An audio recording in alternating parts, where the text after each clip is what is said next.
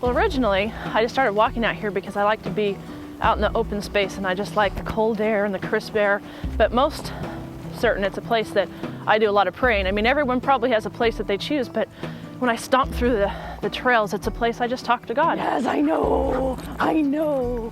This is where it all started to come together. This is where I started to hear God tapping on my door. And when you're quiet, you can hear. And it's quiet here. Roll 15 crossroad sound. This is sound on tape.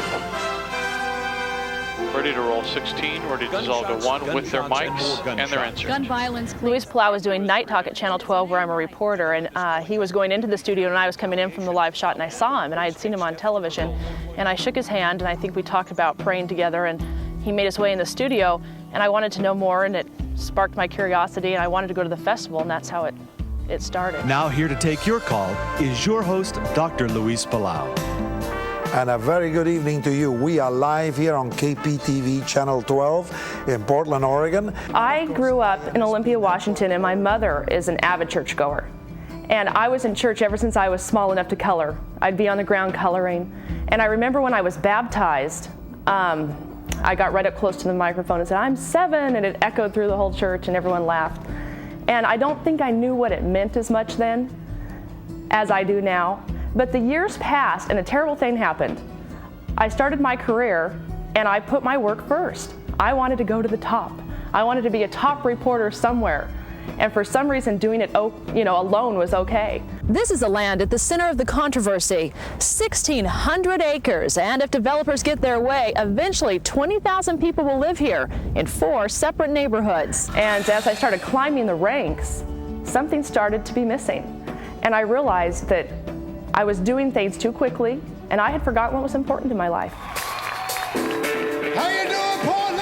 And so I parked on the Burnside Bridge, because there was no parking, and I made my way down through the crowd with my dog. And I sat there and I just felt the excitement. 1, 2, 3, come out. I sat in the audience and I cried. I cried almost through the whole thing. And people were looking at me like, that poor girl, she must have a problem. And I was just so happy.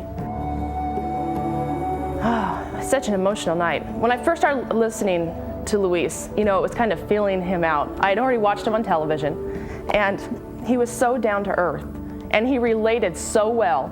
That night, it was youth night, to the kids in the audience. His story was so simple, but so pure. And you know what God says? All of us like sheep have gone astray. We have gone every one to our own way, but God laid on Jesus the sins of us all. And the things he was saying that night, I'd heard before. I'd heard the message before. The difference is I didn't surrender. I didn't surrender. That night I surrendered. Even though there was tons of people, it was me and God. And it was the most exciting day of my life.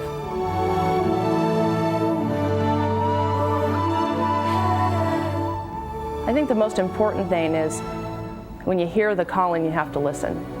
For years, I had a tap on the back. Tap, tap, tap. Kim, come home.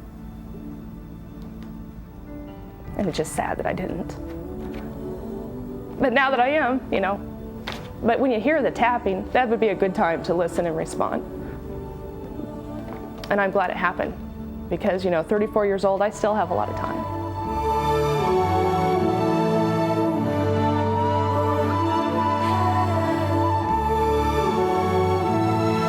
And so my life has just kind of started over. And it started with a handshake in the hallway and then the festival.